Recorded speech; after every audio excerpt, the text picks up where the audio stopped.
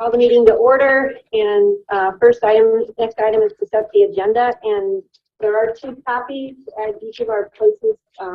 One has for item 6 A, B, and C, and the other has items A through G, and that's the one I believe we want to adopt this morning. I would suggest we remove D. D. Just as it is duplicate there of C. Yep. Is that a motion then? Is that correct? Yes. Or There's a motion and a second to adopt the agenda. Any other discussion? All those in favor? Aye. Opposed? Motion carries. Introductions and guests.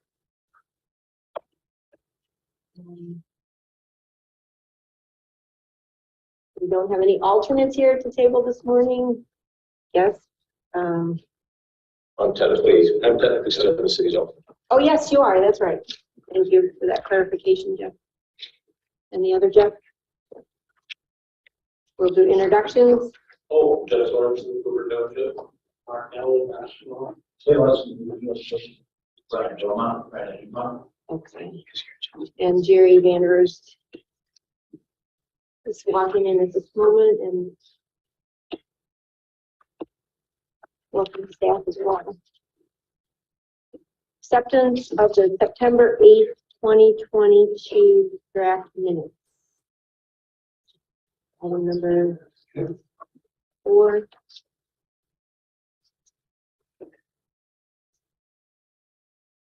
I'll move approval. And I'll support.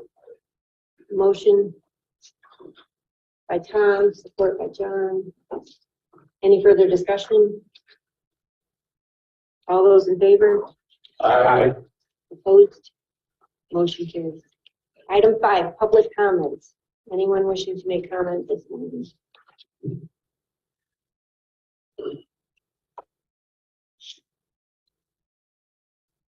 Hearing none, on to item 6, the unfinished business. So item A, water rate affordability report and follow-up.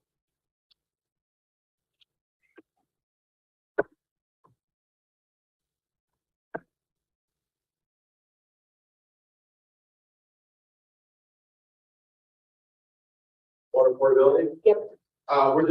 We're here to continue to talk about that item with Brian Belmont with Pine Law. The document is still in draft state. It's available on the city website and our water affordability page. We've got a lot of items there, live walks and other things coloring as well. And so, we want to reintroduce the topic, and then we also are going to see some UBC feedback or support on the overall document. We will be submitting this to Eagle. What's the timeline on that, Brian? The grant runs out in about 6 months. We did get an extension on the grant. Technically, it would have run out in September. We got an extension so that the UBC had time to review this. We have time to do some implementation if the UBC decides to move forward. And by the implementation, I just mean setting it up administratively, not actually starting the program. That would not start until the UBC decided that funding would start. But we have a lot of legwork ahead of time between the city, the townships, and the community action agency just to set up logistics. Is all. Brian, is there a requirement to send our program to Eagle for approval? Yes. Yep. They're asking for a final report just so they understand what we've done with the grant dollars. So in essence, this draft report would go to Eagle along with then the UBC decision on whether to move forward or not with the program. There's a lot of eyes at the state level looking to see, I think, with some hope that things would proceed forward. But the idea is being that the UBC needs to decide what's best for the Kalamazoo area water system first, and then we'll go.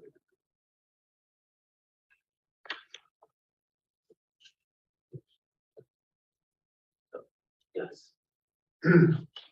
And I went through this and through your report, thank you, a lot of information there. One thought I would have is if there's the determination to move forward, if we could get some kind of a summary of this is what we're going to implement, because it basically says implement like 10 things. Repair, forgive, free water, work with consumers, et cetera, et cetera. And so I would suggest that if we're going to approve something, maybe at the next meeting or consider something after our consideration of the report, or maybe the intent is just to say the report's okay. But I think to move forward, it would be good to have a summary. And in here, I found it a little challenging to, and it's just the nature of, I didn't write it, so I didn't study all the graphs or whatever, but it'll say like, we're going to use Alice and 150% of this, or that it would maybe give a dollar amount or something for some perspective. Does that make sense to you? That it would be, either like, which is X amount. So when I get to the suggestions portion, I started going through and I'm like, I don't really know what that means. So I got to go kind of figure out what is this number for 250% of FPL, and then 150% or 150 to 250 or what have you. And on page 17, there's some information about $54 a month. And I had a question just whether would that be just the water's portion, or is that 100% and it would be 50% to sewer? Right, that's the water portion. Okay, so it's $54 a month for just the water portion. Correct. Okay. Right, and I know that in the system, we have a lot to sort out as far as there are some customers that are on both water and sewer, so we need to address both of those. We also know that there are some that are just sewer, not water, so those kind of details do need to be worked out in the final program. That is correct, so there's details there. However, yes, 54 just deals with water for now. So if someone were both a water and sewer customer, that need would double in essence for that family. Sure. However, to note that when we looked at the total delinquencies, I think we noted that for the current year it was on track for about 300,000 total. That is a total for both sewer and water. And I wonder if there's a way to quantify, thinking about that aspect, if there was a way to quantify not just delinquencies, but who's eligible and how much would it be?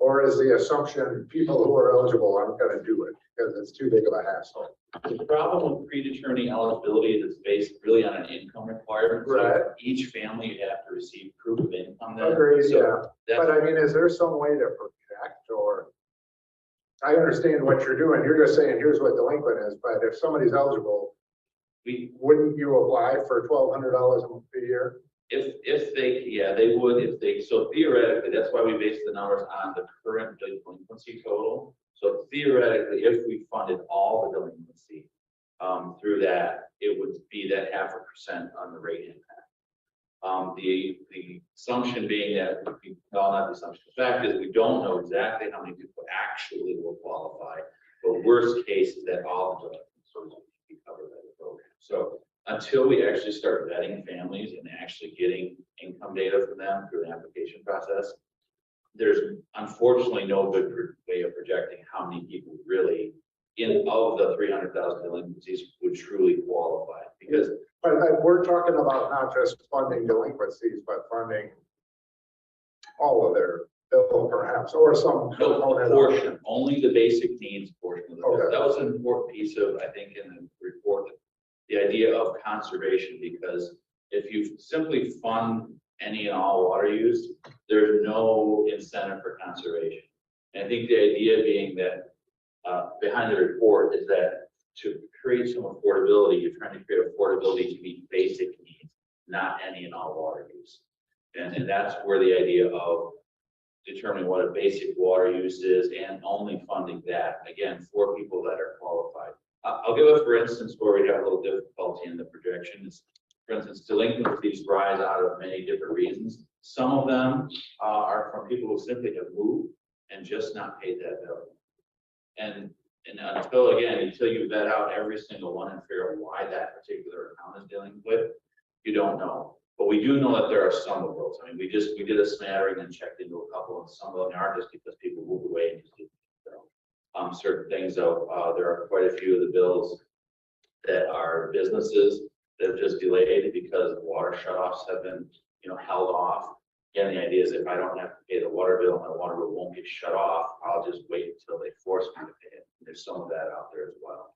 But again, the idea behind the report was, okay, let's take the bookend of $300,000 worth of delinquencies. If we were to fund all of that, and hopefully the need would be less, it would be the 0.5% rate impact. So I agree, we struggled and wanted to find. Is there any way to go to the CAA and ask them how many people are receiving X from the state of Michigan? I think you refer to that as a basis for providing this services. I don't know if it's welfare or whatever it is. I think in your report it says, some people receive money from the state and they would automatically qualify or something of that nature. Yeah, the idea is to use, so there are different qualifiers. In this case, we recommended to discuss with the city that Alice income threshold. There are other thresholds for other programs, such as 150% of the poverty level, or some are 200% of the poverty level. The idea being to work with CAA to try to find kind of the most common qualifiers so that we know if they qualify. The CAA, through their process, qualifies a family based on, let's say, if we use the Alice threshold, because that is used for other federal programs. That means the family doesn't have to try to re-qualify for every single assistance. So that was the only point of trying to find a common qualifier. Is there a way to go to CAA and say who fits in this qualification and who fits in? It doesn't have to be individuals, but numbers, or some way to quantify what we may be trying to approve? They would only be able to maybe answer that question based on the current clients that they have. Sure, but I mean, that would be something more than nothing. Again, it would be something, but I think that was our goal of providing that basing it on the current delinquency. You guys would not need to fund any more than that current delinquency. That's the bookend portion. So the idea being that if we have a $300,000 current delinquency, that's the maximum. And the idea that there would be accounts that would be weeded out of that because, like I say, they moved away or other reasons that they aren't really income qualified. So the only reference point we can reliably give right now is that's the worst case scenario. It can only get less from there. So I guess, Brian, one of our challenges is kind of like looking at all of the service area and looking at a family who's a water customer and they're not Alice household, but they've been paying their water bill. How do we say they're not qualified, but an Alice household that doesn't pay their water bill is qualified? I guess that's kind of getting to some of the challenges that Peter's bringing up. Yeah. Of the overall program. I guess I'm not quite sure how to answer that. That's not really the bookend, because there's possibly a bunch of people out there that would qualify but are paying the water bills. Right, yeah, I think that's what we're getting at, is that there's folks that don't pay the water bill. Yeah. There's Alice folks, and they don't necessarily, they don't jive together, so to speak. Right, and if they pay their water bill, then they're off our radar. We have no way of knowing whether they're in that qualification. Right, well, with this program, if we're saying we're going to provide a basic needs rate, we're going to provide some dollar figure, $26 or $53 a quarter or a month, that's going to go to your water bill. Then essentially every Alice family would qualify for that. Yeah, and I believe the state numbers for Alice are based on their regional numbers, or not necessarily. We could look at census tract and try to determine populations within census tracts that might fall. We could take a look at that, see if we can find that number.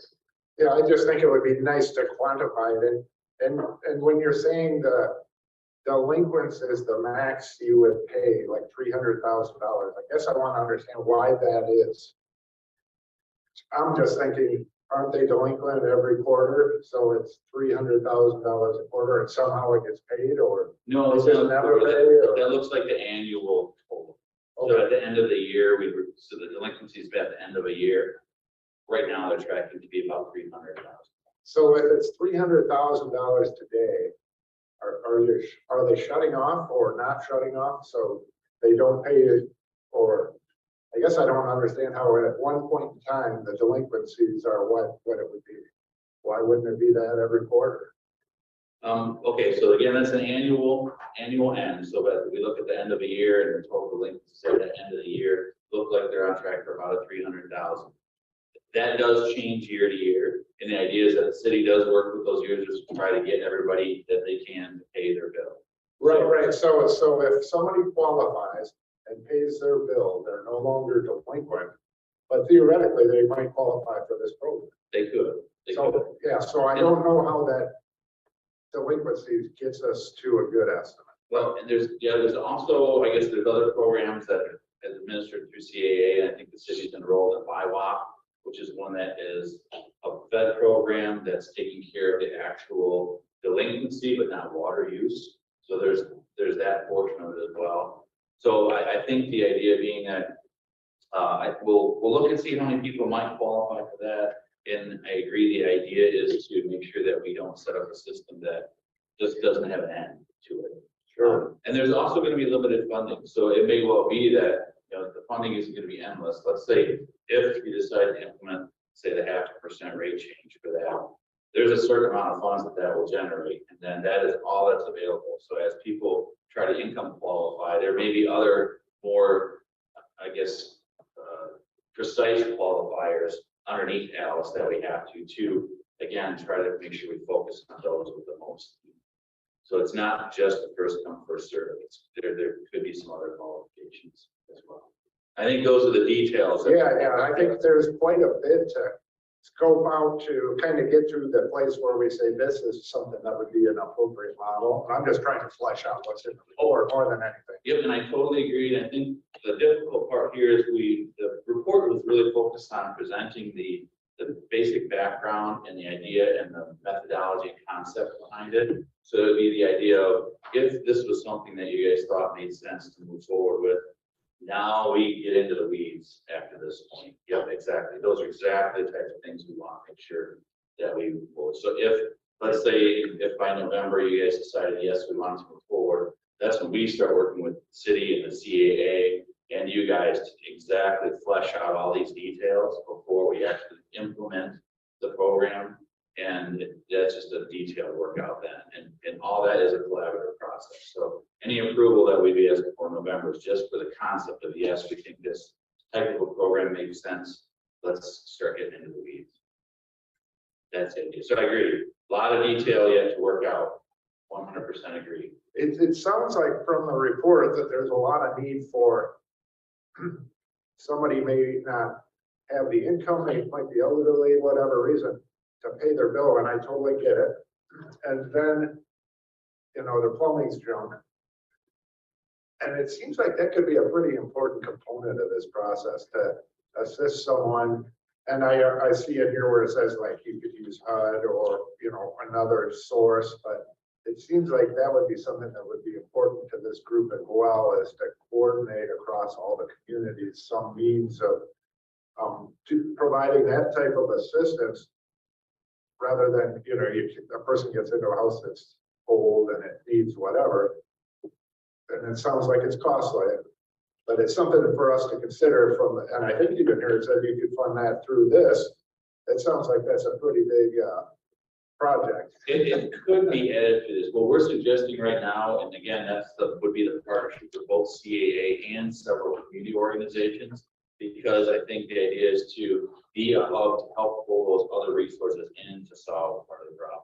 So yes, there is HUD money that's available for some of it. A good example with HUD money that's an issue is, for instance, if they have an energy issue and they need insulation, but there's a leak in the house, they can't get the insulation installed until the leak is fixed, but HUD won't pay for the leak. So that's when you have other community resources bring in. That's where the partnership with CAA and with some of the local, you know, get home improvement folks that are geared to helping and providing that assistance, so that we can pull all of those steps together. Again, it doesn't have to be administered through this program. It just means that they're partners to the program. I think that's really key, right? James, I would just ask you, I think in here it refers to the the city funding some of that. I don't know if it's DPD or whoever it is, where they were educating people about like water, Yeah, electric, or whatever it was. And then they were providing like a package of stuff, you know, light bulbs and a shower head and whatever. Do you get like, we pay 10% of that for people in the city, or how did that, or was it just we want to support it, or? So with our programs are Helping Neighbors programs, partnership with Consumers Energy. There's an incentive, certainly Consumers Energy has, is they're looking to reduce folks' usage of natural gas. You have to be more environmentally sustainable. And so natural gas usage in homes aligns well with water usage. You think about, you know, doing a shower, dishes, or laundry, it's hot water use. That's also, you know, that's kind of natural gas, your water use coming together. So we work with Consumers Energy through that partnership. We funded marketing materials. So we paid for the mailers and the information that went out. And then Consumers Energy paid for those fixtures like the low governance, those other things. And then the city funded our toilet dye test kit and toilet repair kit. And so that's available to all system customers, both on the wastewater side and drinking water side. If any system customer wants, first we'll send you the toilet test kit and gives you some instructions and things of how to figure out if you're That's great. and it's, when we say that, it sounds like, well, shouldn't everybody know the toilet's leaking? Really, you might not know because it's really, it's water that's in that back tank that leaks down into the front hole. And sometimes they can do that and not make a noise, and there's no visible evidence of it. So we give you a dye tab that goes in the back, and then it will change the color in the front. And then if that is the case, we provide what's called a toilet repair kit, it's like a new flapper and everything in the back of the toilet. So that can help with getting after usage that's, you know, not going to a purpose. Because certainly somebody's watering their grass, they know they're doing that, or potentially doing that. But you just have this, you know, leak going on, it's driving up your bill. Now, what I've seen, and I don't know what, and I understand what you're saying, that it makes a lot of sense to educate people and then provide it should they decide they want to make this next option. What I've seen was that consumers would provide like a low flow fitting, you know, a couple light bulbs, a shower head. And my thought was I really would prefer to see where if somebody requests it, they get it. Correct. Which I think is great. Correct. And the reason we had to I think it's great. request it, and then you there's additional details in the consumer program. If you go through those next steps, if you really do the work, you can set up a home energy audit where they'll come in and identify areas where you're losing heat energy throughout the home. And can work, you know, help you identify solution pathways. No, I think that's great. Now you do the toilet fits and the dye tabs. What about like low flow? You know, I'm assuming there's something you screw on your sink. Can you provide that as well? We haven't, we aren't currently right now because of the way the partnership worked. They had those items and we identified the kind of the gap in there was the toilet. So that's where we came through those items. In the future, I believe that would be a possibility that could get after, you know, some of your sustainable goals in terms of water usage and things like that, that we could provide, you know, low flow fixtures. My thought, and I'm only one of many, but would be that you would address that, but through the I need it. Right, don't just send everybody in the shower. So here's my example. I got the box. It's got a shower head, a low flow thing, one, and I probably need maybe 6 or 8 of them, you know, to do everything in your house, whatever. Light bulbs and some other stuff. Most of it, not so sustainable. It's in my garbage. So I would encourage you to do what you're doing and educate, but if people wanted it, you know, provide it for sure. But I just wanted to share that, you know, you get this box and most of it is in the garbage. Yeah, we would, So I encourage you not to. And even with the toilet stuff that we do, the first thing that goes out is the dye tab and Sure. And so that's it kind of, if you're not willing to go any further, then that's it. No, I think that's great. I'm very happy to hear it. So thank you for sharing. I see one question. If you don't mind, I just have one question, or one thought I want to throw out.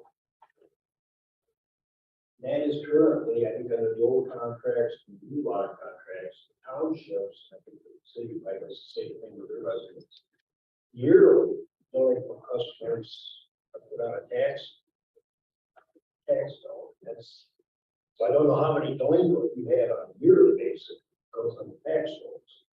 How would it affect that moving forward? Just something to think about. It's, Actually, I think that's addressed in the report. We did say that that's still a policy that the city was going to continue. I think the same thing with shut off notices are still going to go out. There's still encouragement. You know, the idea that you're receiving a shut off notice is still important because it does promote people paying their water bill. So when they can, oftentimes the shut off notice prompts that. So I think that's that practice along with maintaining the ability to put the water bill on the, as a tax lien is still on the table. And so. James, I would just ask you, James, in this report, there were thought or comments that city water bill could be improved. And I just wonder, have you taken any action in that area or thinking about taking action at this point? Could you expand a little bit more on the concept of city water bill could be improved? Yeah, so in here it says, so for example, and I'm sure you know more than I do, but it says things like somebody gets, I got a bill for like 18 units, which are in, metric cubic meters. Okay, yeah. You know what I mean? Or they would be able to tell you, but it basically said there's an opportunity there that kind of sounds like low-hanging fruit that would be, work together to improve that process. Improves the education. And I understand that's how the meter reads, but if there's other things that could be addressed. Yeah, we are converting to gallons. That's one of the things that the smart meter program does have, kind of baked into it is that the smart meters will be reading in gallons. So it's going to be easier for folks to understand. There's a lot of next steps, things that can happen with the smart meter implementation. Things such as, going to, just kind of that feedback loop of, customer awareness on, what they're seeing from a bill and usage and things like that. We've got some of that now. If you're inclined to do so, you can get on and see what your usage trends are and some of that stuff. So there is some ability that we have already in place. And I think what I'm hearing is that just to continue and advance that to where there's going to be more barriers on understanding bill, your accessibility to information. Yeah, my thought is, I have the ability to go online and look at my electric bill. Well, I don't, but I do have the ability to. Yeah. And if we were to put something in like, I don't know that you have everybody's email or text, but you say, the people in this program get a note that says, or a program that says, hey, you're at halfway there and we're halfway through the month, right? Or, you're at 75% and it's the first month. Just a form of, just things like that might be very helpful to reduce the usage. Yeah.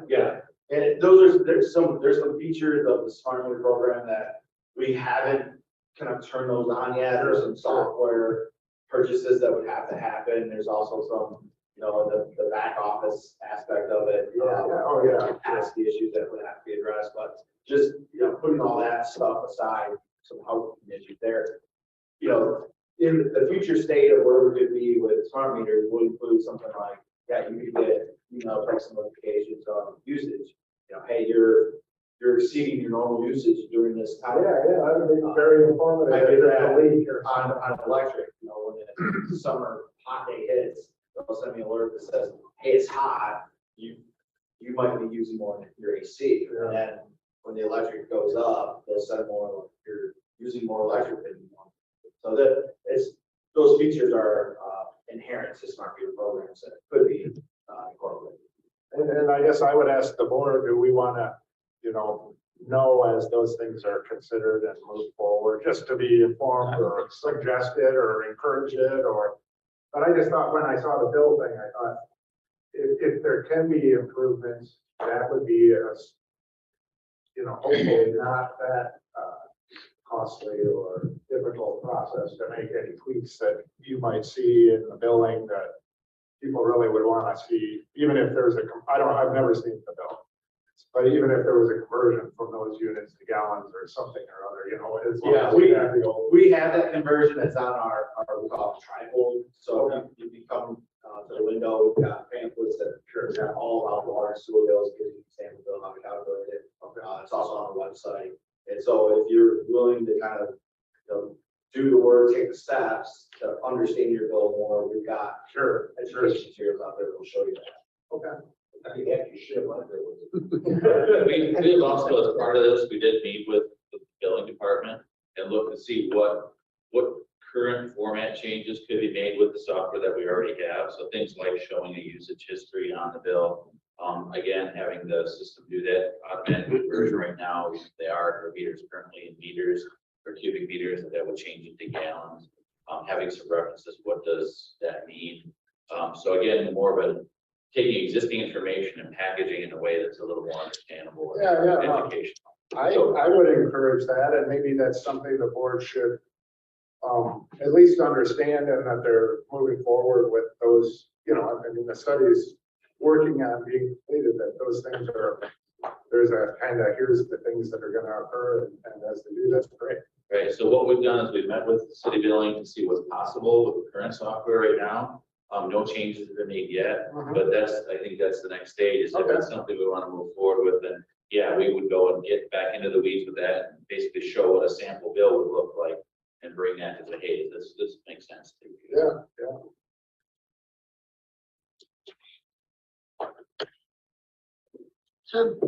So the two questions. Number one is that without this program, you obviously have costs in the system for delinquency, shut off, turn on. So there's costs there. Is it anticipated that this program will save those costs? So there'd be an offset in terms of city administration. Yes, that's, I'd say there's a lot of costs and all that. There's also, you could look at each one of those areas and focus just on that. You look at commercial billing and look at just, what is the lost time and productivity of kind of chasing everything around and trying to recover those costs. What are the administrative costs of trying to roll something over to taxes? There's costs for that. For us within public services, the actual direct cost of crews going out every day working on the water system, there are some pretty substantial costs of water shutoffs, of going out and turning off those accounts, coming back and then turning them back on, and just that kind of constant back and forth crew time and everything else. And that's one of the big takeaways with this program, is that we would be able to perform shutoffs so that there's that accountability with the system, the checks and balances will be there. But from a public health and welfare scenario, we'll be able to connect folks to resources. So in other words, if you're on the shutoff list, you come out and we're there to do a shutoff, there's an opportunity to enroll you in the program and then sustain your water usage and keep it turned on. So we're not just shutting things off on folks. There's an emotional cost to that too for our crews that are out, having to turn off water on a family or something like that in July. The other aspect to that is that instead of having our crews constantly chasing shutoffs, that we can be doing direct work to the system, valve program, lead service line replacements, those sort of things, so where we're providing the direct input and benefit to the system versus kind of these circular task-oriented missions that are, really kind of arguably not as productive to the overall system. And so I'm assuming the report didn't account for that savings, because it's probably, is that a knowable number, or is it? Well, yeah, I would say it would be not perhaps a cash flow savings, but certainly is in cost accounting for workflow savings. If you've got 12 FTE that are focused on shutoffs, and but you could have 12 FTE folks on lead service replacement. There's a tremendous accounting value to that. Not so much cash flow. We're not going to be bringing in less or more dollars with that. It's just a cost accounting of where the work is at. But if you can reassign that personnel time to something that is useful, Yeah, then that will have some that will reflect in the rates, because then you don't have to, that's other stuff still needs to get done. Yeah, no, I mean, that's So, but is that something that's been looked at, or is it a noble number, or is it? I think it's a knowable number. I think it depends how you value it. For example, if we said, you know, if city crews aren't engaged in shutoffs and can do 100 more lead service line replacements per year, you know, that's $1 million right there that we don't have to send to the contractor. So I think you could justify and demonstrate those costs. I don't think that's been shown in the report. Okay, so that's not in the report. This Correct. is Those- just a number of delinquents times $54. Exactly. There's a lot of what I'll call soft benefits that you get. And that's a great example. Crews not spending time shutting on a water service. They're doing something else. So it's increasing productivity. And it's hard to measure that from a direct dollar perspective. So we tried not to muddy the water too much on this and get into some of the weeds, but there's a lot of those things. As James mentioned, I mean, from a human perspective, I don't want to minimize the type of emotional distress that causes. I mean, I wouldn't want to be the person that has to stand in front of a family and turn in that water valve to shut their water valve off. That's hard on crews. And so again, taking that kind of stress, not only out of the crew, but out of the family, that starts to impact us all in ways that you can't put a dollar on. It's a value, quality of life value for both the crews and the families that, you know, the more stress you can take off people in general, I think the nicer society gets, quite honestly. And again, that's another soft thing, and that's very holistic, but I think it's true. But that's part of what, again, didn't include the report because it's not a fact figure. And one other thing, you worked with Bart Foster on determining what that $300,000. Correct. And so I don't know, and maybe it's not appropriate, maybe it's get into the program, but having Stantec as we transition to them as our rate consultant, have them look at it and understand what we're considering here. Yeah, Tom has a great point. So the UPC and the recommendation for Stantec, we had a whole package of just different work items that have them work on. So we've got Stantec right now working on kind of taking the 20% rate increase back in the budget that we just completed and kind of marrying those items up to, you know, kind of verify where we're at on everything. The other work item they're going to start working on is Waterport Building. So they've got this report. They're going to start getting into it and working out some of those details of how do we identify, you know, how do we further cost this out, and how do we identify funding sources, because that's going to be another big step for us to figure out. Yeah, because as part of their resume or the presentation, they did have some affordability background there. Yes. So your contract will be done once you're finished. It's not an ongoing thing, right? Correct. If we, normally those grants, the grant under which we're operating would end in September. One was a one-year grant to the state special, saying that they tried the affordability program. Because of the magnitude of what is a potential here, they agreed to a 6-month extension for us. So basically we have until February to go ahead and dive into the details. So that if the UPC decided to move forward, let's say at the next meeting, say, yes, the concept, this makes sense to us, we would start diving into details with city staff and CAA, and looking at real hard numbers and really getting into the weeds on what do the guts of this program really look like and all the details. We would do that in the next few months, so that then we can come back to you guys and say, okay, here's what we think the guts of this looks like. Is this something you want to continue to move forward with? Again, that work would be paid for by the grants. We want to try to wrap that up before February, as long as we have grant dollars for it. And the reason that the state gave us the extension is because of all the affordability planning grants, this one was a fairly large one. And it was a big nut to try to crack. And so they're very interested to see what you guys do with it. So Brian, what next steps do we need to take as to get us to those decision points? Is it just we need to collectively just tell you yes or no, or is it? Yep. So what we did is, talking with James, we wanted to do the presentation last meeting, so you guys at least had this. I know it's a lot of information to digest, which is why we thought we'd come back to you today, see if there's any particular questions or other things we need to flesh out before in November. I mean, you could do it tonight if you were today, if you wanted to. Otherwise, wait until November and decide, yes, this seems like a concept that we want to move forward with. And then we'll dive into the weeds as quickly as we can. So we wanted to make sure you guys were on board with the idea before we really started, getting in with staff and basically stirring things up and see if we can make it adult details or how to make the details work. We know we can make it work, just matter what the details are. So it's really up to you how fast you want us to start bringing forward or stop. I heard a lot of questions today, a lot of good discussion, but some of those answers aren't going to come until after they dig in further. So it's a chicken and egg thing in terms of what our group is going to decide.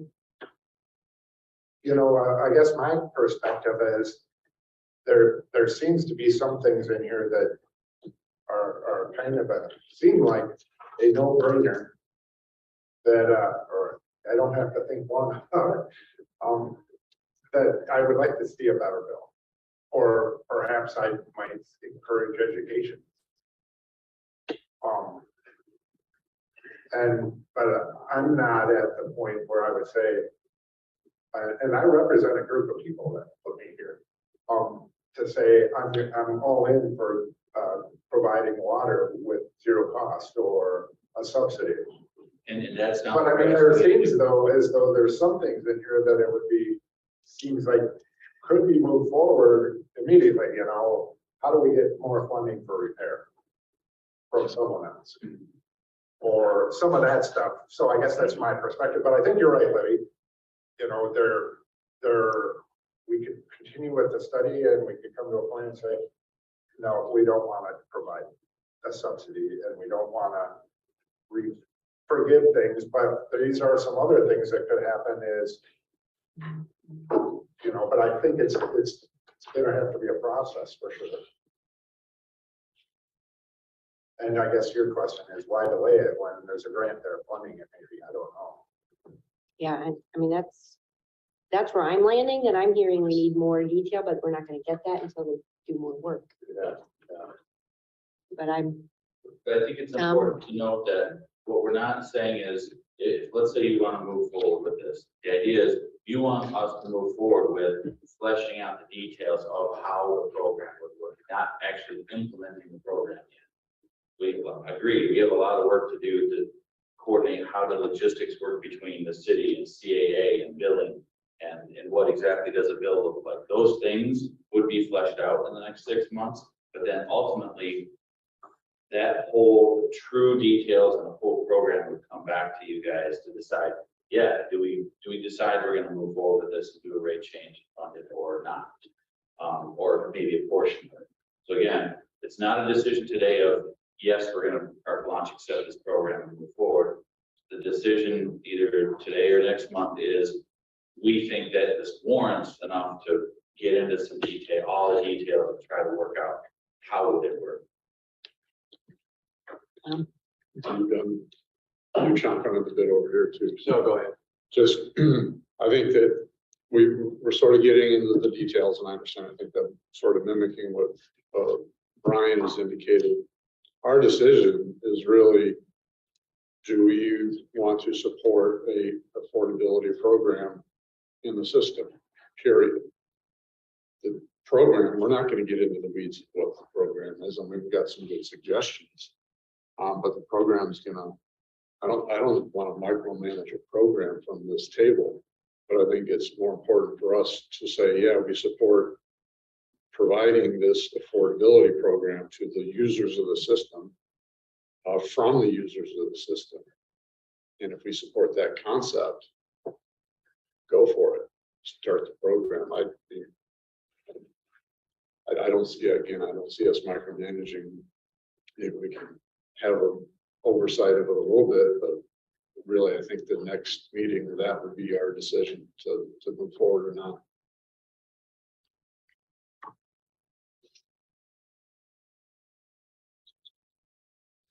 All right, it's interesting. Is there best practice out there that you identified as someone who's doing this? So in the report, that did note a few different programs of people trying things.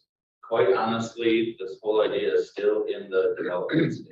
Of people trying different things, and their tactics actually vary a lot based on geography. I mean, the report noted one in Arizona where what they're doing is installing a disc with a hole in it, Right. water service, so that you have limited use if you're a delinquent account.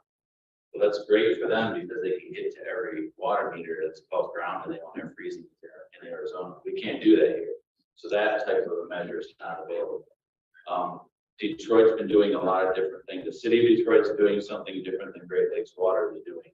And I think that was really the emphasis for the affordability planning grant by the state, was to give a bunch of communities money to see what best practices might come out of that. Yeah, I'd say Detroit, city of Detroit, separate from Great Lakes Water Authority, they've got the Pwsd Lifeline program, and I've got their program pulled up right here. What's interesting to know is that they've got, based on your income, they've got different monthly bills. So like if you're 135% or below federal poverty, you pay $18 a month for your water bill. If you're above 135% below 150, you're $43 a month for your water bill.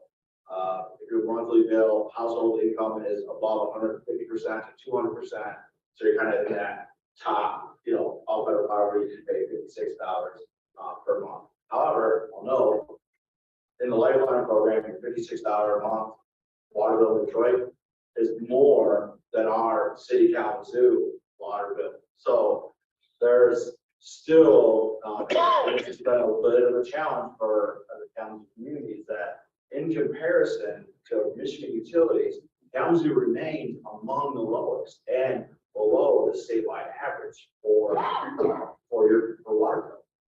So when you look at Detroit's program, if you're in Detroit, your Lifeline assistance program is more than our just city Kalamazoo regular one. So that's something that when we go up to the state level, we're going to Eagle, we're asking for funds for projects for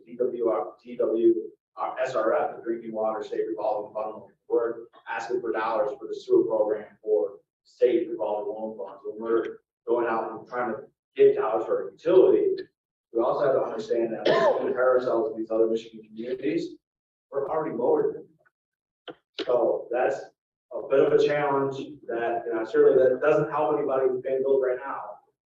That's not a very popular comment to make. I recognize that, but when we look at ourselves across the entire state of Michigan, we also have to recognize where we are in comparison. Has that ever been discussed in open meeting or anything like that? That is, we present a slide as we talked about the last rate increase recommendations.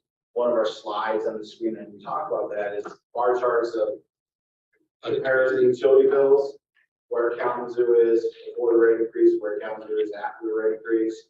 Quite often we're moving behind Wyoming to in front of Wyoming, and then they raise their rates, and then we go back behind Wyoming. It's just kind of this back and forth for the lowest of the state.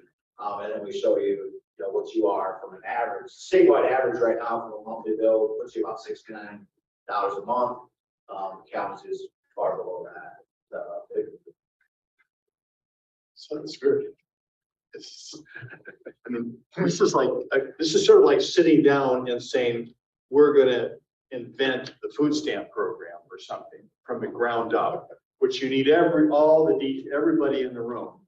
But we're going to invent a food stamp program that is just for Kalamazoo, and then there'll be a different one for Van Buren County, a different one for Detroit, and all that sort of thing, which seems like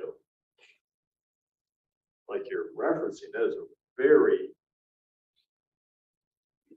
awkward way to do it. So I guess we get back to this basic idea of some local water affordability approach. Do we support that?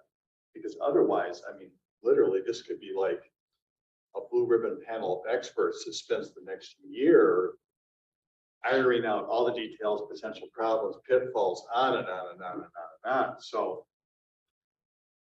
that's one thing that moves us forward is this idea of something with some general parameters that make sense, but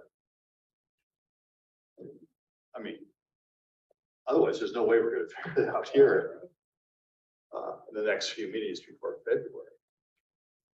So I think that's right. And here's one thing, it just keeps complicated for me. So I know the water bills rolls a lien on the property tax bill. That's not treated as property tax, right? So is there a foreclosure process? I mean, just like your house can get foreclosed on, if you owe $100 in property taxes, does the water bill a surrogate for that unpaid property tax as well? So literally, if it's not paid, you know, you could end up on the county. I would think, yeah, that's the case. That's correct. But I don't, That's how that works. I don't think that they find that like it's the water portion that puts someone in that situation. No, but I'm just saying, But I don't- theoretically, it doesn't- all I know 3 that. years from now, got to get paid by somebody. Right.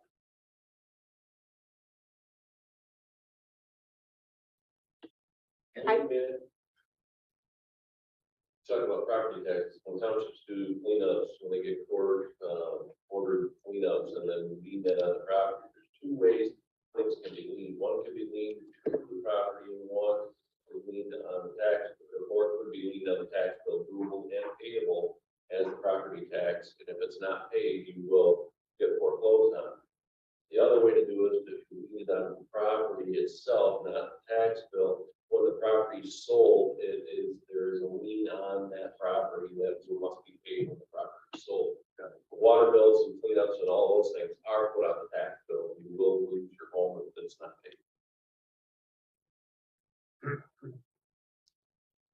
paid. I support continuing this. I would like to see it come back though, to understand what is being proposed, and I support it because of what we're hearing in terms of the crews and all of that effort that goes into it. And I'm on the other side, the lien and so forth. From Ashton's perspective, I think it's been erratic in terms of those liens actually happening. So depending on who's, you know, doing it, I think some townships are better than others. So I don't know that there's evenness. I don't think in doing that. So even that is a challenge to get done accurately, appropriately every year. In the report, there is a program review, and is that what sort of the program is on page 22? Yes, starting correct. We did a couple of things in there for one. We went through a detailed description of what each would be, but the idea is on page 20. It starts off. There's a program structure outline. That's really a bullet point of the types of features that we think would be good to consider for inclusion.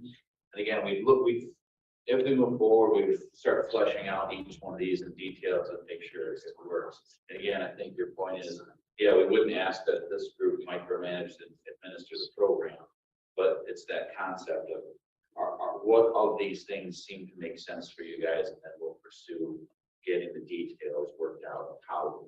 So maybe, you know, it's a 2.5 page summary of what the program would look like. Maybe we probably don't have time today, but at the next meeting to sort of go through that point by point. Here's what the program could look like. Here are the things that spaghetti we're throwing against the wall, and then know that from our standpoint, again, sort of the big picture, do we support an affordability thing? Here's what it could potentially look like, and then let it go. But again, what are you approving? Are we just approving a general concept, or are we approving an actual program? That's going to be I think just from a staffing standpoint, probably we'd be looking at UPC to help us frame the kind of parameters of the programs.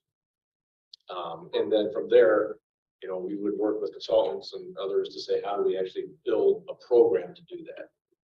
But, I think if we collectively, the operators of the system, get the parameters of, yeah, we want to include A, B, and C is kind of where we want to go, but not D and E, then we can work to build that program. So with a program, if we were to say, yeah, we support this thing, let's work with the city staff and have them put something together. Do we need to approve this every year, or is this, once we do it, it goes? I mean, it's because what we could do is as UPC, we support this, but we see the program is falling apart and has serious issues and it's just unfixable. We could just pull the plug at a time, right?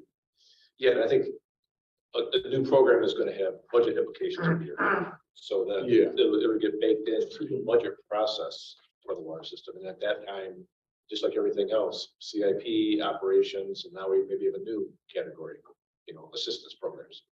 How are they working? How are we doing this year? Do you need to make changes going forward? Yeah, we going into it, you would understand you'd be making an investment in building the program. But if after a period of time we see as UPC, it's just not working and the costs are too high or whatever, we could stop it. Assuming we could stop it. Yeah, that's correct. Right. And so for now, we'd ask that, there's a lot of information, but maybe focus on pages 20, 21, and 22. That's really the outline and talking about these are the major features that we think could be included in the program. So if you could look at that outline and in essence, look at each line item and say, yeah, I like this or don't like this, or I think this should be modified. So that's really the read that outline. Give you a way to look at it piece by piece, say this makes sense or that. And then one more question is, is it anticipated that a program like this would be, could move into the wastewater delinquency as well? I mean, I know that we don't have anything to do with wastewater, but if you're doing it on one side, do you do it on the other? Maybe there's nobody here to answer that question. Yeah, I'll take that. Yeah, so there's been a lot of discussion with, there's an understanding that we send a water bill to folks home, and half of that, figuratively speaking, half of that is a wastewater bill. And, so there is, I think, room and flexibility for both UPC and the city commission to say, we're only going to focus on water. Well, okay, but then we're still sending the bill to folks home, and who's going to pay that, right? So there's kind of some understanding, at least at the department level, it's been our recommendation that this includes both water and wastewater, and that it would include, everybody in the system. It wouldn't be just, we've very clearly identified that with the water contract. You see this includes townships, but it would be our recommendation that it would include the wastewater side and include all, customer base there as well. So it wouldn't be a fractured, in other words, it wouldn't be a fractured program. It wouldn't exist certain areas of the system won't exist water, wastewater. It'd just be for, the water utility, water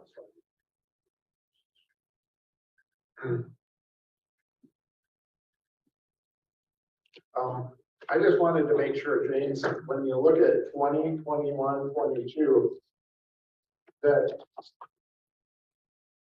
these are things that are like doable, and perhaps if we move forward, it would be nice to know, like, it says like do an app and do this and do that, and that we would have some knowledge of that's 5 years out, this is 4 years out, this is 3 years out, or you know what I mean? That it's nice to say do all this stuff, but when is it going to happen as well? Even if should everything move forward, that we would have some understanding of, the education process is a little behind versus we're going to start the financial side sooner, or definitely something we'll want to flesh out, I would think. And that James is aware of what I'm sure you've read this, but what they're saying, because there might be perhaps something out there you're saying not had those for a long time. Nice to say do it, but. Yeah, are you in like that program administration? Well, just the whole concept that you're very well aware of that these would be things that are doable. Correct, yeah. So Just program because if structure they're not- outline, program, item 11, it goes through and talks about a lot of the components of it. So, certainly we recognize that there's some capacity challenges of, where we're at today right now and where this program would have us in some future state. And we've got to build to get there. We haven't lined out every line item and say, we can deliver that tomorrow, we can deliver that one in 2 years, and we can talk things. Yeah. That's kind of the next steps. I think, right now we're presenting this as, kind of like a cafeteria menu of items that if the UBC would wish that we could do some, all, or none of these items. And then, we'll have to build onto that and say, okay, for us to do that, we've got to, get the software. Just that you're aware of what's on here, as well as you're aware of what's on here, and that we're gonna actually have to add some staff that we need, to do the educational process. You might be doing appointments on one-on-one or whatever it is, or the aspect that it says like, help people fix their stuff. Are we going there? So it's just a lot of things, but just that James is aware of what's on here and it's something that's possible, not necessarily, it's nice to say we're going to do something, but, or some consultant says you should do something, but that's not really ever going to happen. So just a thought. Yeah, I think just to address that a little bit, all these things on that program structure outline, we have vetted to a certain degree. So the idea being that yes, we didn't want to create a BMF program that doesn't make sense. And that hence things like partnering with CAA because they already have an intake process rather than making it part of the city water system. Those kinds of things. So I think most of these things, all these things on here, we have vetted to a certain degree. So I can say that they are reasonable, what I would consider reasonably implementable. It's just a matter, is that a feature of a program you think you want to have fleshed out? So just to give you some. Yeah, no, great. That's good. Good. Yep. Not meaning you're saying that, but we didn't just throw stuff up on the wall and say, here's an idea, here's an idea, here's an idea. Yep, we did spend some time vetting. So I'm hearing this will come back in November for decision by this board. Yeah. Okay.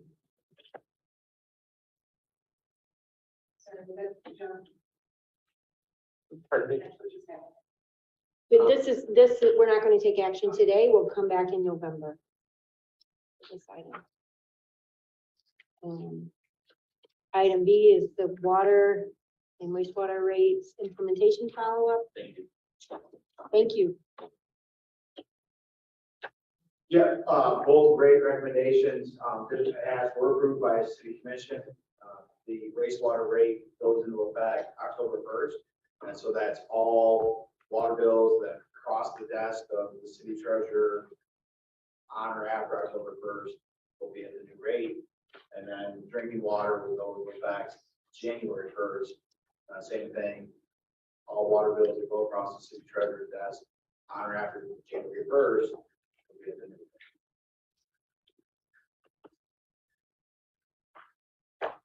I was at the meeting representing the UPC, when James made the recommendation and I took the vote. And it was nice. There was recognition of the UPC by the city commission in this process, which was good. And as well as the city commission's consideration and deliberation on the issue was very good as well. So long meeting, but I don't know if they're always that long. In that way. Our public works director mentioned in follow-up to this that, and she's seen on social media, all the spin rates going up 50%, et cetera, 100%. made a comment that she would like to send educational information out to Ashtabula residents. So we're considering that, so I don't know if there's an educational opportunity for system-wide. You know, we did send a postcard out to everybody on the system, all meter accounts, that, it's a pretty simple postcard. It just kind of tells everybody that we're investing in the system and there's a cost. And so there's a rate increase that's happening. It doesn't give percentage or numbers. It's just that overall concept of understanding that the costs are going up.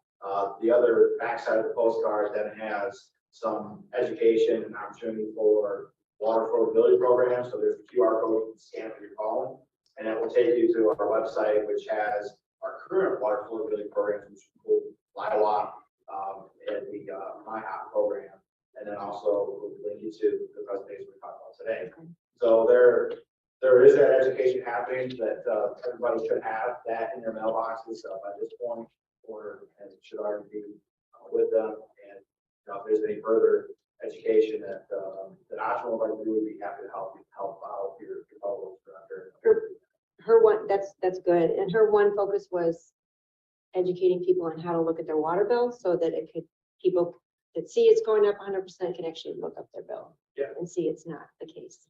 So. Just a couple other Yes. comments about Yes. that, just because ultimately it does come down to a political vote at the city commission. And I don't think anybody on the city commission got emails thanking them for raising the water bill. And what you see out there mostly are people not happy about it or the comments. Press doesn't help either. There's one person at the meeting, I think it was the meeting we voted, I don't think it was one before, the person who got up and said, absolutely don't do this. These very negative comments about it. I don't know if you were there for that.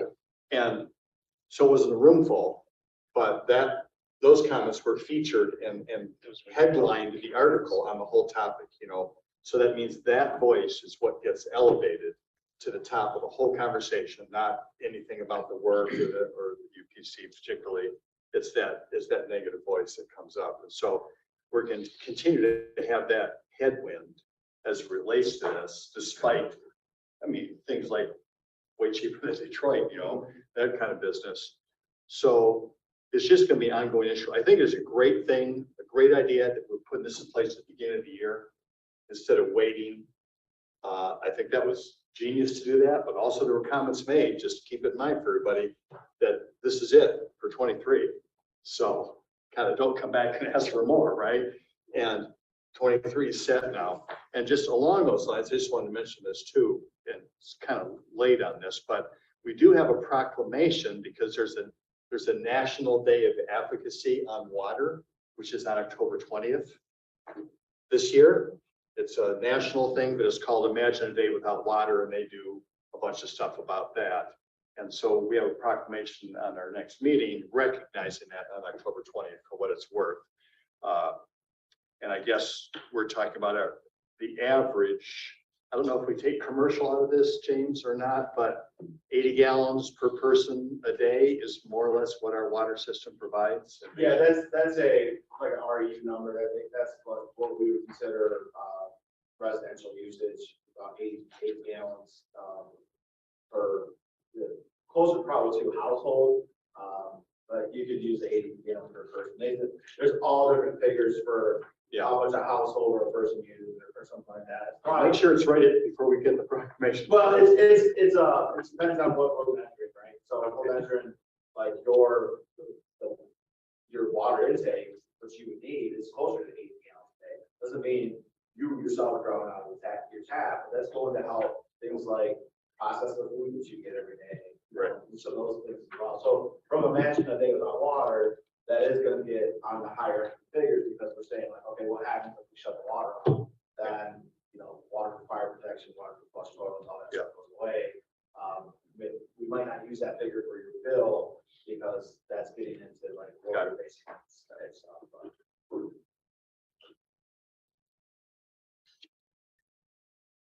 Thank you for those updates. Item C, water connections, extensions, and fees. We're still working on that. I expect to start conversations with city staff in the next short period.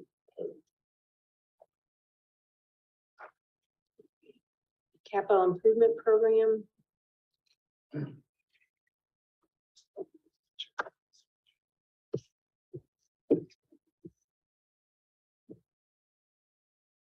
That's ongoing. In terms of the township getting their plans to the city. James, the CIP program that we've got going on, that was adopted as part of the budget rates, but the program itself is moving. Yeah, it's ongoing. We've submitted a new 5-year CIP through our budget process that reflects a lot of the input that we've been receiving over the last 12 months or so. We're, our finance director, CFO, kind of cleaning that up and putting it into our format. So once we've got that done, we'll bring that to UPC for some, additional comment. And then in addition to that, all the townships are also working on their own master plans and their own capital improvement plans. So we are getting some of that. Recognized Comstock Township has been, providing us with capital plans that we're kind of building into our capital plan as well. We're also receiving some of that stuff through the other townships, through their engineer, but I recognize that I'm still working on that for the larger township build out. I'd also say that there's included in our CIP, there are things that we're automatically grabbing and putting in that are in the township, things that are transmission, main routes, things like towers and things of that nature. So there's some of that that's already happening and going in, anything that's life cycle related, anything that's transmission loop related, that's already going in. So as you work with the townships, there's not necessarily a need for them to look at their system as like independent and try to figure out what they need to do. The real goal from asking the townships for CIP is to understand where they're headed for future development. Where are they going to build that next GM plan? And where does that fit in their master plan? Where does that fit in for, where's the next crossroads mall going? Where's the next GM plan going? And what do we need from a water system to help build that? So that's more to that, not so much of what's existing and how we close cities and stuff. Thank you. Next item, the city UPC appointment and the update there. We don't have any update this one.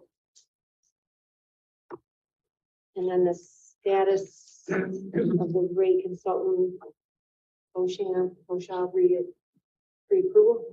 We're working with our purchasing department group on that right now. I do know that we've reached out to Mr. Beauchamp and I've seen communications back and forth. So I say that's in process where we're essentially requesting the RFQ materials, and that we'll go through and recommend Mr. Beauchamp as a pre-approved consultant.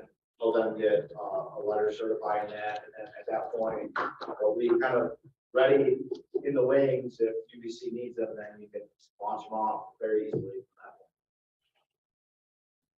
Thank you. Item 7A, the city water utility financial reports.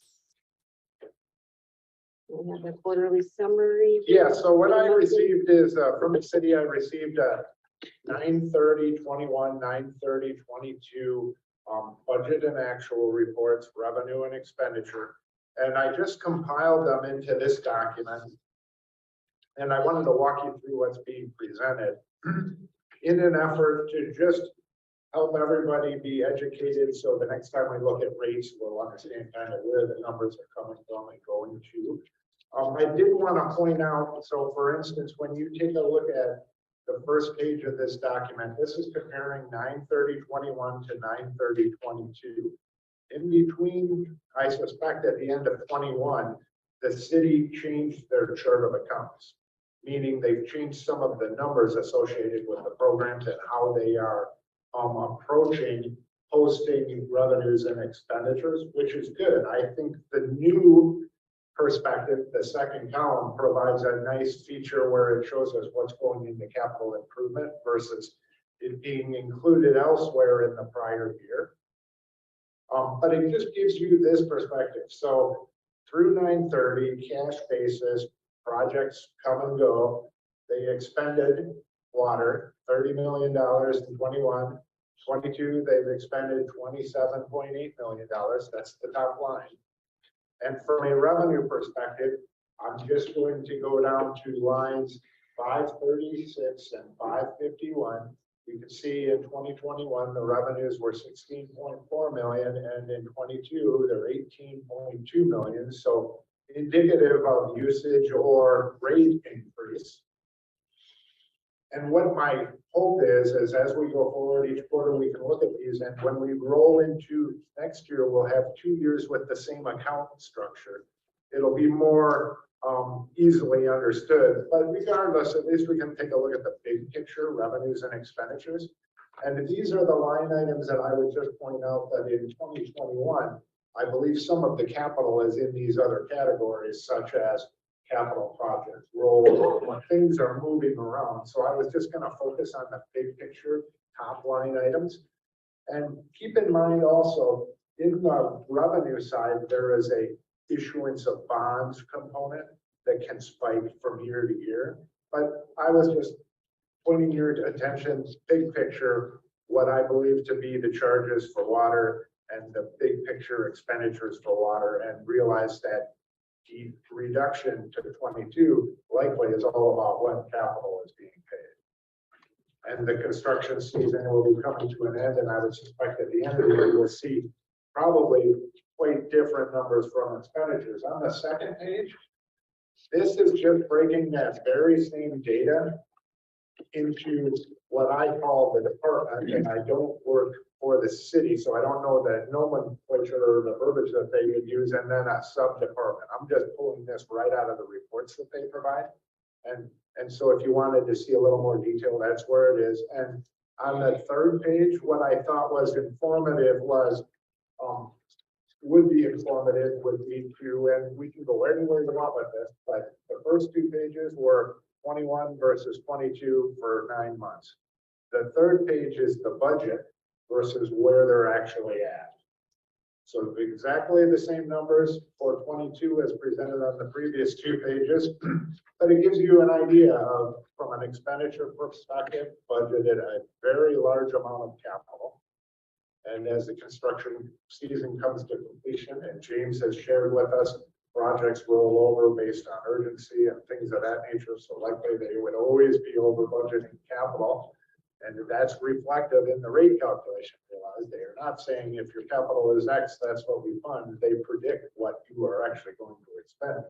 But it just gives you a perspective on the revenue and the expenditure side. You can see for water and sewer system, 6 million versus 4 million. You get down to pumping and supply. How are they doing? And so I put a percentage to the right saying how far along are they compared to their budget. Now realize at the end of the year, there would be an accrual. So they are posting expenditures as they come in the door, is my thought. And as they get towards the end of the year, they will do the same. When they pass 12/31, they will start to move things from first. When they get to 12/31/22, when they get into 23, they'll be moving things back. But just to give you a perspective of, here's their budget, here's where we're actually at. And so from what I thought was interesting, when you go down to revenue, you can see budgeted $25 million at 18, so we're at 71%. Hopefully we can hit the number that was predicted. And a little insight that I have, I work with a number of clients that have water utilities. Summer is when people water, and those bills with the quarterly basis are likely getting posted, and the months that will be coming in will be larger than the average. So hopefully we get to that number. And the fourth page is just showing that information, but again, including what I call a sub-department, pulled right off of their ledger. And I just wanted you to become familiar with it, or I think we should become familiar with it. It's totally up to you. But I can tell you that the reports that I received, otherwise you would have had 50 pages worth of information, and I tried to summarize it here for you. But it seems as though the utility is tracking with budget, the revenues are up, capital is occurring, and some of those other expenses, we didn't really get into the weeds. I have this in Excel. If you double click on it, you can see how much is wages and benefits, and maybe one day we would want to see a summary by that classification. But I prefer to do it a year from now when we have consistent accounting structure. So if you feel it's worthwhile, we should put this again on the agenda in 3 months and take a look at how did we do at the end of the year. But I hope this provides some context of when we see the rate calculation, what has occurred and what are we expecting to occur. Thank you, Peter. And I think it's valuable to put it on again in 3 months. And I support the 4-page version. Yeah, the 4-page version. only. Peter, at the bottom of each page, there's a line that says grants full. That is, what is happening is I get a revenue report and everything is a debit or a positive number. And I get an expenditure report and everything's a positive number. So it's adding revenues and expenditures. It's not taking the difference between them. I could format it. Yeah, So, so we don't have 163 million. no, totally agree. It's actually, the revenues typically are a credit in accounting. And the expenditures are a debit, and when you add it together, you get your that. But I could plug something in, great point. I didn't even really think about it, as I understood something there. Thank you.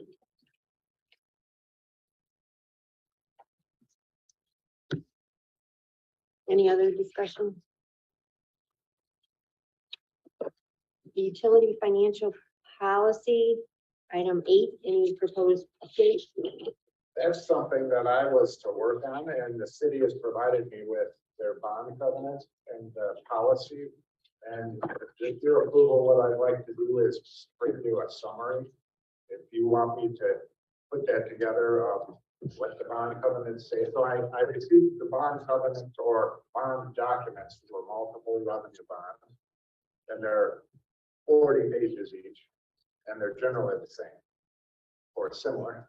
And so what I would bring to you, if you chose to do so, would be what I see in those documents. And then the utility policy committee, which has multiple pages, perhaps I could bring you just a summary of those things that we might have some impact upon, if you would like me to go there. Otherwise, I can bring you 450 pages of stuff. Why does this always seem like a threat? And I'm more than happy to give it to everyone, and I welcome the summary. sure. Yes. And then we can have a discussion on what we want to address. Okay, And then, great. Thank you. Yes. One of the things in new business, which I think we neglected to note, just approving the invoices. Oh, yes. So we would amend the agenda, I think, to add that. We should have that on every meeting. Yeah.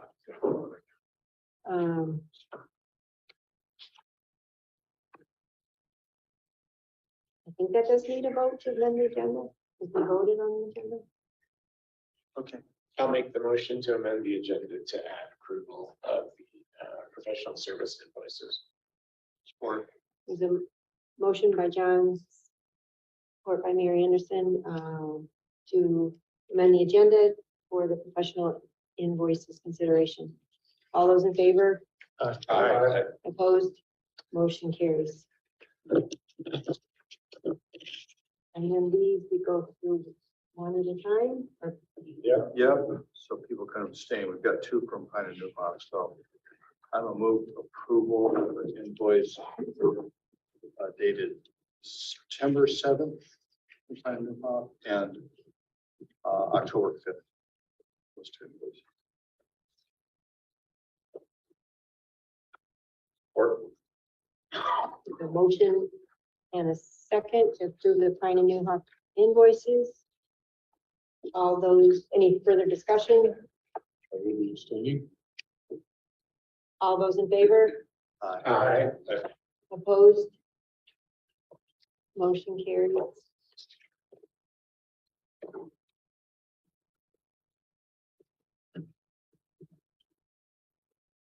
Move approval of the Vice Associates invoice dated September 30th.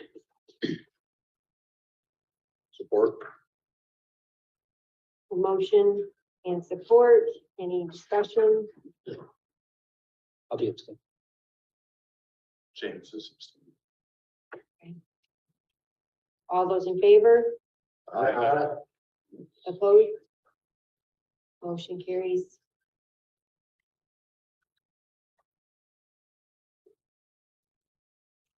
Okay, I move approval of the invoice from Bradeville Hafner LLC dated August 31st. I will abstain. Support. All those in favor? Aye. Opposed? The motion carries. Thank you. Thank you for that reminder. Next item 9 is committee member alternate attendee guest comments. So we will start with those online. Steve, any comment? Everybody is muted. No comments here. Rich? Might have fallen back to sleep. He's in a different time zone. It's 4:30. So it's gonna be Joe, No comment at this time. thank you. And then, Lisanne? Good morning, everyone. This is Anderson Township. I just wanted to check with James. Is it possible for you to forward a copy of the postcard with marketing materials that went out? Yeah. Because we can post that on our website and send it out in our ebook email. Yeah, we'd be happy to do that. Okay, thank you. I also wanted to thank James. We had a broken van cover and had a huge hole in someone's yard, and I contacted James and the city responded very quickly, and that has now been resolved. So thank you very much. Appreciate Thank everyone's time. Yes, I think of a couple of things. Just to go back to the water affordability study, I think something like that, this commission is looking into the city is what makes Kalamazoo a great place to live. And I think it's hugely important that we do move on at least to figure out what the nuances would be and if you wanted to implement it. So I just want to make that comment listening here today. I really believe that. So the other thing I wanted to mention is being an alternate. I know there's a lot of paperwork out there that I don't have. If I have to be on, I would love to have everything. So that's the only thing that I have concern about. Other than that, thank you. So we'll make sure you're on it. All alternates should be on the distribution list of everything. Well, I get the agendas and the packets. Okay. Maybe I missed something. Okay, we'll verify that you're getting them. These are intention. Yes. So like Peter handed out some handouts today. So Yeah, I'm talking about stuff like that as well. Sure. That's helpful to me in case I have to sit down Yep. at the table and not running line. Peter's handout, we're gonna make it part of the record too, so we'll get with Peter on. Okay. Very good. Thank you. additional comments for me. I just have one. I was gonna speak to James about it. Just bring it up here. I'm curious as a customer myself, sewer system, but with no water, so I'm not a sewer customer. And here today, maybe 80 gallons a day is an average, based on those rates, like 200 gallons a day. I can tell you what exactly we're basing the flat rate sewer on, and we've got that in our report. I don't know what it is off the top of my head, but I know where to find it, so I just know that on an average, I'm paying more than a customer, just sewer, water and sewer customer. Okay. Two seniors in the house. They would be looking at what base. Yeah, I don't know how many customers you have that cover it. I think some of the channels, we call that a sewer flat rate customer, is that there's I&I that we're reestablishing back to customer accounts. And that's something that there's many different ways to do that. Some of the sewer flat rate customers are contributors for I&I. Some of them may not be contributors to I&I, but as a system, we've got, it's I&I, for those who aren't familiar with it, it's kind of like a non-revenue source of water that kind of flows through the system. We track it. Our way of kind of accounting it is that we redistribute that into all the different customer classifications. Would you just say what, Infiltration and inflow, but it's non-revenue wastewater. Thank you. Dynamics are changing. You mentioned the cards, with metered customers. Yeah. So us non-metered customers didn't receive a card. Well, your server's address, so we'll have to check that. Yeah, I just wondered, I don't. The service, I we should should have send said, it well, because yeah, your service address. Okay. Yeah. We'll follow. Just curious. Yeah. Thank you. Brian?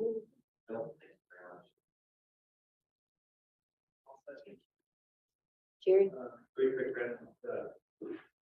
in the township, we take care of some of those having difficult times through the property tax exemption. For granted that we don't wait for the water, sewer, bills, and they have some shares, they're getting that are not paying their property taxes. So I was wondering how you treat those where somebody is getting property exemption and not paying taxes. On the affordability, I have just two quick. How do you do apartments and mobile homes that are on their bills, not separated? How do you for those? And then the last shut off, do you do it by amount? What determines at what point do you shut off? Yeah, so right now we temporarily sustain shut offs. We're not currently doing shut off. But if we were to shut off, it's an escalation of arrears. So you've got, the bill goes out and then your bill becomes late. Then by the next cycle, then you're now in arrears, and then it's an escalation of that activity that pops you for the shut off, that action occurred. And so that's, right now we're not doing that activity, but the escalation of arrears is what we're talking about. How do you treat apartments, mobile homes, where the water and bills on their rent? Yeah, so we treat it's just we don't see past the bill. So there's the bill that says this address there, this is bill. And so from there, even apartment complexes, now granted the apartment complex, the bill is going to be a bigger amount, but if that apartment complex doesn't pay, that technically would be a shut-off situation there as well. So then what the apartment complex charges then its tenants is on them. They could figure that out. We don't go past the meter. And there's a literal connection to that from our service crews. We don't go, into a service address past the meter, and we don't go there administratively either. So as soon as we hit that meter, we're done. Both from the physical response as well.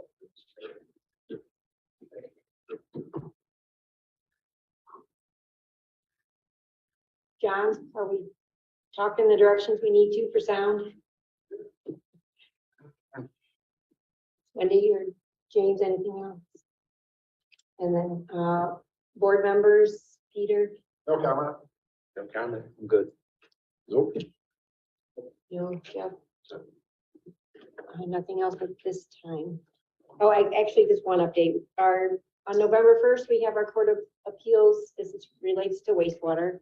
I'm not here for that, but Court of Appeals consideration of our lawsuit again, where we might be able, we think it will be decided in our favor, which means we can proceed with 900 sewer connections expansion. So, at 44% greater cost than in 2020. Yes. Yep. So,